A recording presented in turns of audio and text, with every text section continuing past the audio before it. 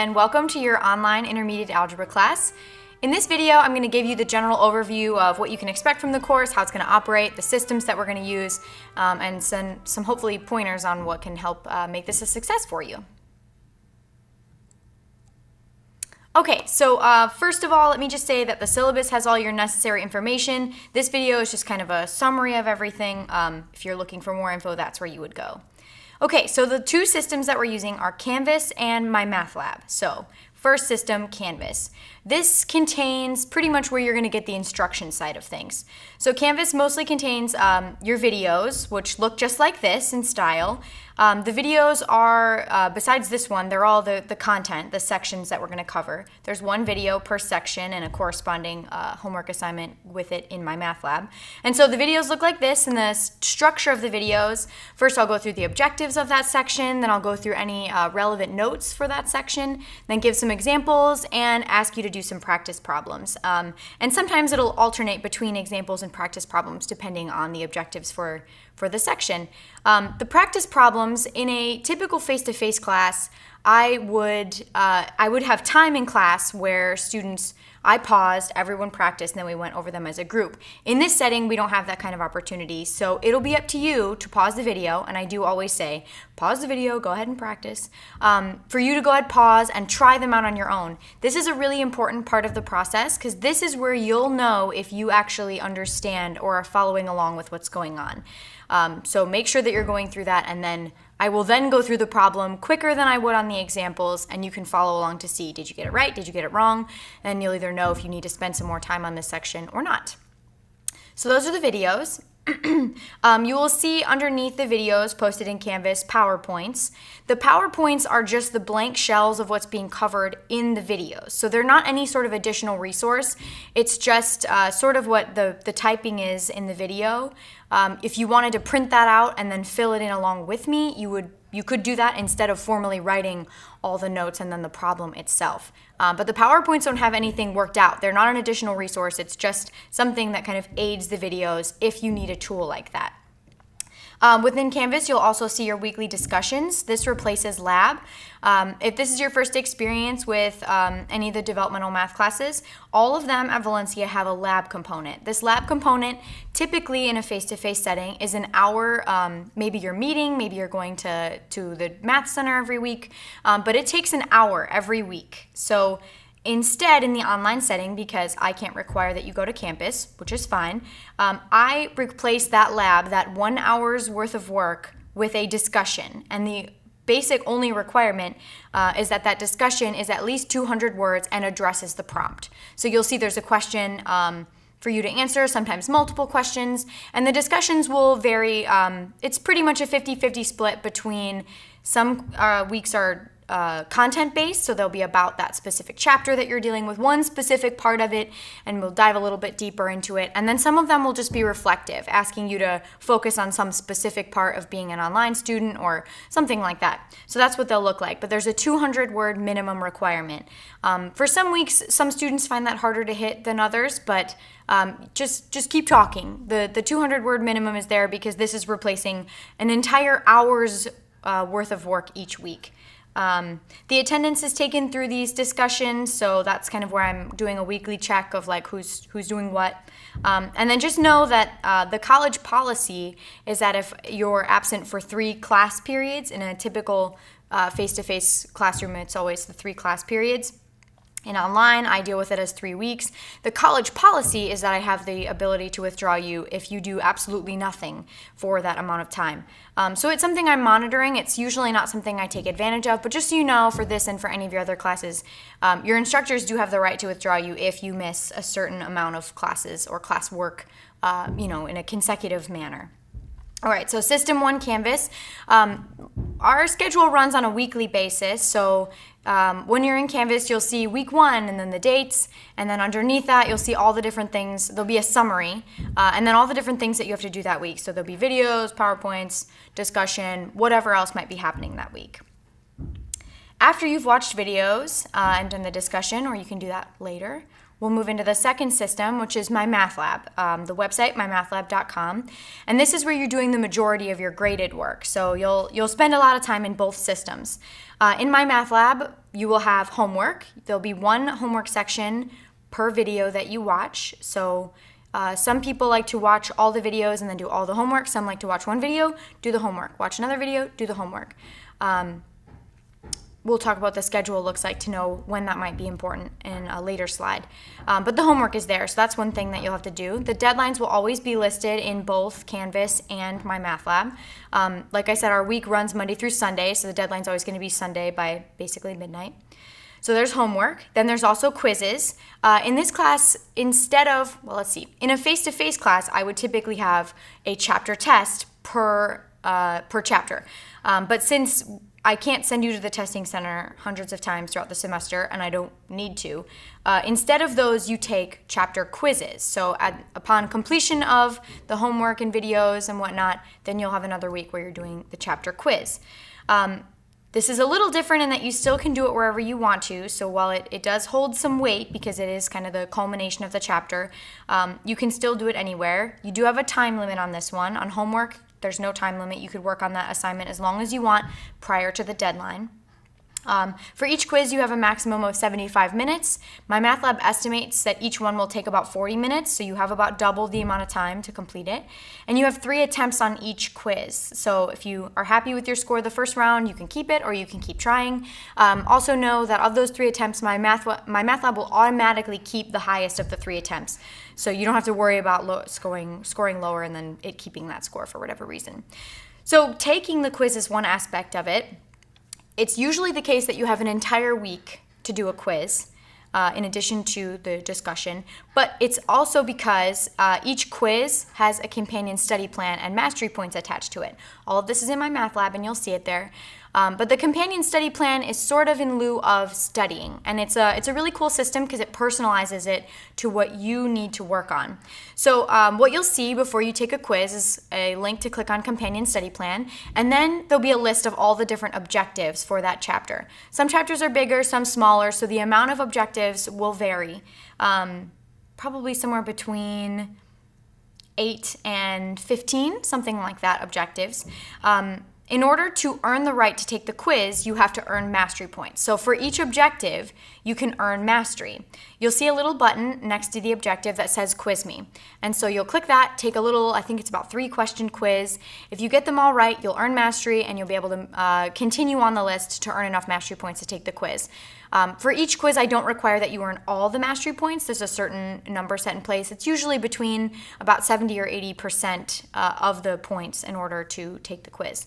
So you click Quiz Me. If you don't get the 3 questions right, then the Quiz Me button will gray out and a different button next to it will show up which says Practice. You will then have to practice that objective a little bit more before you earn the right again to attempt the quiz, to Quiz Me. Then again, you can take that, hopefully earn mastery, and then move on down the list. You can go in any order of the mastery points that you want. You don't have to go in the specific order.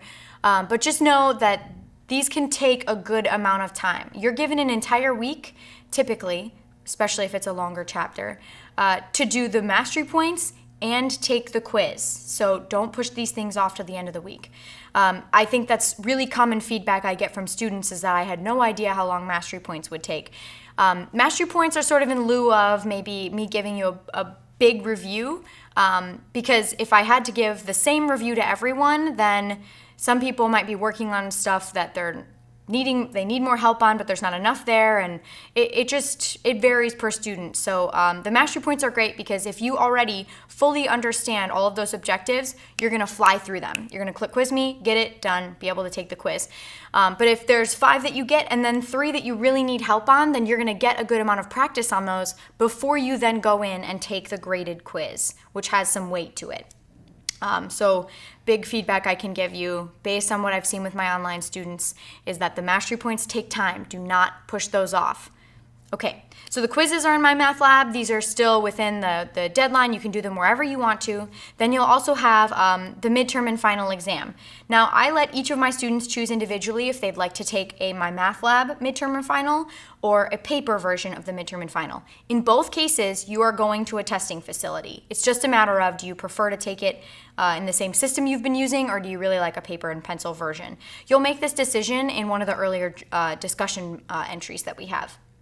So midterm and final, they're on my math lab or paper, but you'll let me know. But you will take this in a testing facility. If you're local, then it's just going to be any of the Valencia campuses, and you'll tell me in that discussion.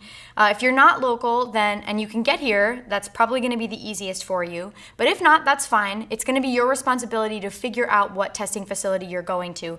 And you'll have to get this information to me a couple weeks before we test. That's why I ask for this information in a discussion weeks before the midterm and final, so that we have time to figure this information out. But if you already know that you need to test somewhere else, feel free to start looking at that information and getting it to me the first week if you know. Any college, university that's local to you will offer testing services. They might charge, and if they do, that's going to be your responsibility to take care of that. They might not. Sometimes libraries offer it. If you need some help figuring it out, feel free to email me. But you'll have to figure that information out for the most part on your own. Okay, my math lab also has your grade book. This is where your grade book is accurate. Some people use different systems or will use Canvas to keep grades. Since most of your work is done in my math lab, it's just simpler for me to keep all of your grades in my math lab. So that is where your grade will be the most accurate, and it will be updated very regularly. So that's the most current grade that you'll have at all times. You have a 2-week trial for my math lab. So when you start the course, it's a 2-week free trial.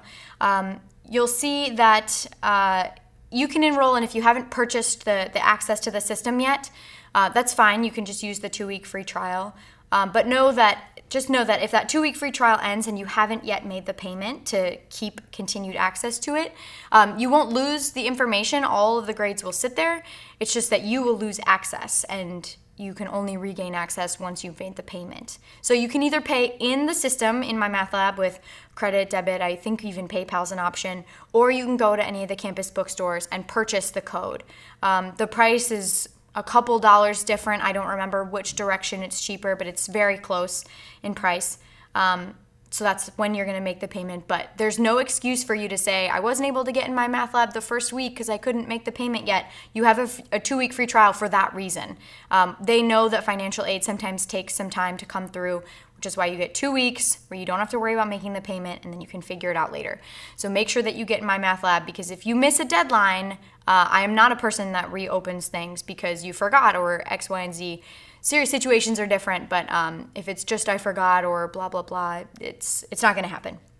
And then also for my math lab, the course ID, which is what you need to get enrolled in our specific section, it's listed in the syllabus. It's listed on the first page, but the last page of the syllabus is a step-by-step document on how to get yourself enrolled in our specific section. It lists our course ID, our blah, blah, blah, everything. It tells you the website. It's very good step-by-step. Click this, and it gives you even the situations if you've used my math lab before and you already have an account, if you're new to it, and if you're using the trial, all the different things are accounted for there. So the first system is Canvas. This is where you're getting content delivery basically, and then you'll also do the discussions. There might be a couple other things embedded in there. Just make sure you're checking the weekly summaries, and then you're doing the majority of your graded work in my math lab. Homework, quizzes, the midterm and final, at least the grades will take place there. You'll choose if it's my math lab or on paper. Okay, this is what our schedule will look like. So during the first week, get yourself enrolled in my math lab, watch the Chapter 2 videos, do the Chapter 2 homework, and complete the Week 1 discussion. You'll always see them kind of all pulled together in Canvas. Then the second week, in the second week, I'm leaving the Chapter 2 homework available for you to keep working on, but you really should do it in Week 1. This is just, I don't know if life's taking over. Some people can enroll in online classes as late as Friday, and so it's not realistic for them to complete it in a couple days. But really, you're supposed to do it in Week 1. I'm leaving it open in case something like that happens. Week 2, your real objective is the Chapter 2 quiz. So mastery points, the quiz, and then also a discussion. And then Week 3, we get into the next chapter, and so on and so forth. You can find the schedule in the syllabus, but I've always got a weekly summary posted in Canvas, so it's up to you where you find that information. this is what your grade consists of. So you'll take the quizzes. There are 6 of them total for each of the chapters that we cover. They're each worth 5%. That's a lot. For a total of 30% of your grade. The homework as a whole is worth 30% of your grade. The lab, which is in our case the weekly discussions, that's 10% of your grade. And then the midterm and final are each worth 15% of your grade. I realize that that might seem kind of high to you if you've taken other math classes that looked a little different. But I have to have a certain percentage of proctored percentage in the grade, and so that's how I'm taking care of that. Those are the only 30% that I can 100% verify that it was you that did the work. So I have to have a certain higher percentage there. So that's your grade breakdown. A little bit of information about me as a professor, as I kind of already alluded to. I'm pretty strict on deadlines.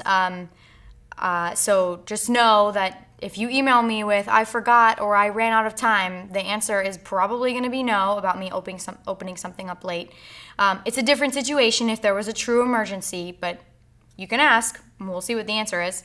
I'll respond as soon as I can to email, so don't wait to the last second. Just know that your deadlines are usually on Sunday, and so if you're emailing me at 8:30 p.m. on a Sunday, it's not a work day for me. I might be checking email, I might not, but it's not guaranteed. So don't wait to the last second to ask a question about something that you know you're going to need an answer to before that deadline.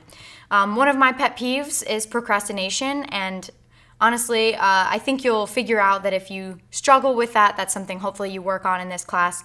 Through some of the journals, we have through the discussions, we have some good talks about that. But you'll find that because this is all done on your own time within each week, it's your call when you're doing it. And if you wait until Sunday or you wait until Saturday to start working, and I can see in my math lab when everything was worked on, you may run out of time. And I have no sympathy for if you simply waited and then ran out of time. So do what you can to spread the work out for yourself. I have a good story about that to end this video. My office hours will always be listed in the syllabus. Some of them are online, some of them are face-to-face. It's noted in the syllabus which are which. If you're looking to come to face-to-face office hours, I'm a West Campus professor, so my office is in Building 3, Room 228. It's listed in the syllabus as well. As a person, I've worked at Valencia for quite a few years now at multiple campuses. I was at East Campus for about 2.5 years, then Osceola for 1 semester, and then I moved over to West, and I've been here ever since. So whatever campus you're coming from, I probably worked there. If you're at any of the other campuses, still glad to have you here. I probably wouldn't come to your campus very often, but you're welcome to come over here or just email. That's usually what happens anyways. I'm a runner. I've done 6 full marathons. I am not at all good at it. I just do it. My times are awful. But I just do it. I like to be outside and active, so that's an easy way for me to do that. I'm originally from Chicago, the south suburbs, and I did the Disney College program when I was in college. Loved Florida, transferred to a University of Tampa in Tampa, and then did my master's at UCF. Then back to Orlando with my husband. I'm seasonal at Disney in my college program role of Magic Kingdom custodial. So if you're ever there, you can look for me, but I'm very seasonal, so I'm probably not there. But I am still a cast member. That's a little about me. A couple final thoughts just to get us back into the mindset of working in this class. Some weeks are going to feel fuller than others for you individually. It varies student to student. There's no perfect way for me to set up this class. But some weeks are definitely going to feel fuller than others for you. I try to make a note of when I expect that to happen. But because of that, again, I would suggest that you start your work early in the week and spread things out so that you don't wait until Saturday morning and then learn, oh, I need a lot more time on this, and then lose the ability to work on it because a deadline passes.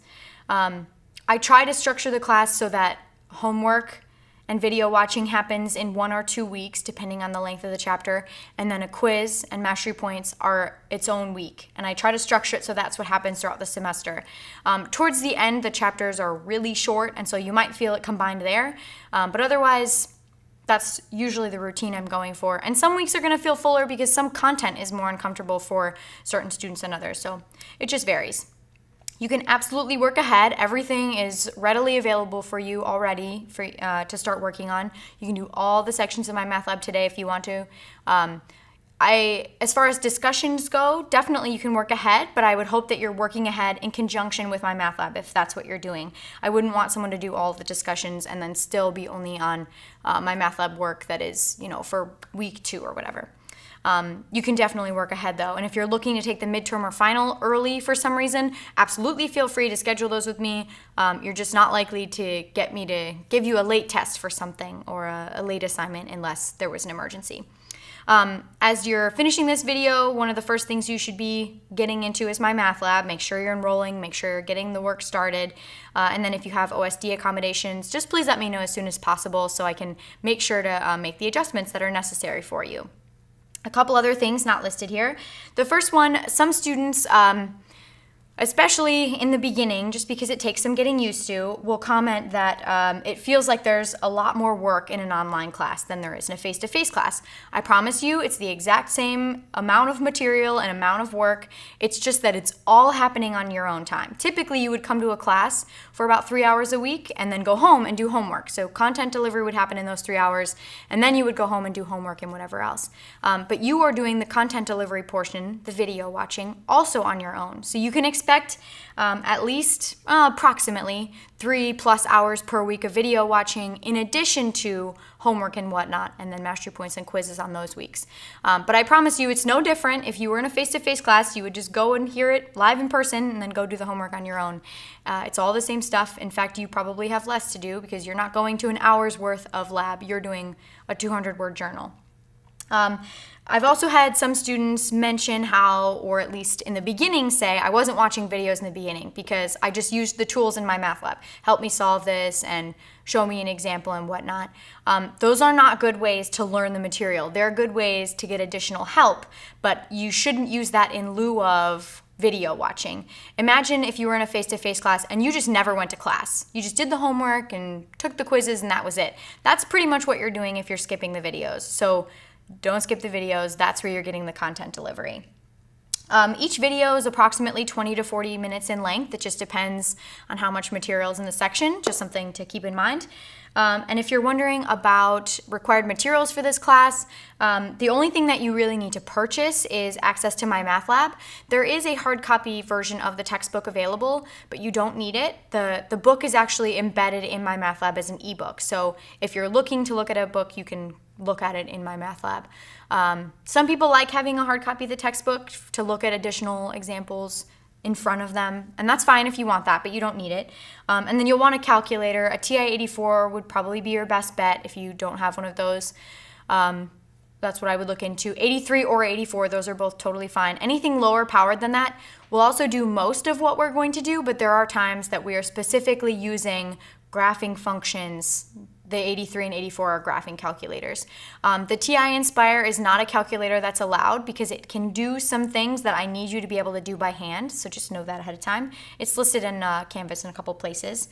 And then the final thing, the pancake story. This was a story told to me when I was a graduate student, and I think it was really helpful mentally just to wrap your head around what you're doing.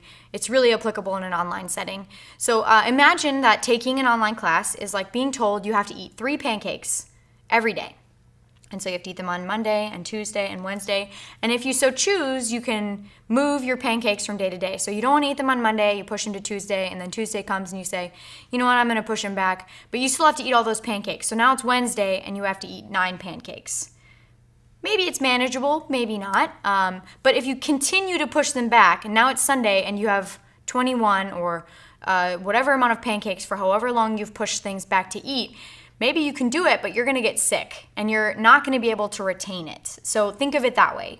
Getting the material is like eating pancakes. You need to spread it out throughout the week and make sure that you're not pushing everything to the end so that you don't get sick. Hopefully that's helpful. I look forward to seeing you guys in the online setting. For the discussions, I respond to them weekly. Typically it's on Monday and then I'll send out an announcement. So I'm pretty active with it. I respond to everyone all the time. And then emails and messages as soon as I can. So if you have any other questions, please feel free to email me, and I'll see you soon for lots more videos that look just like this.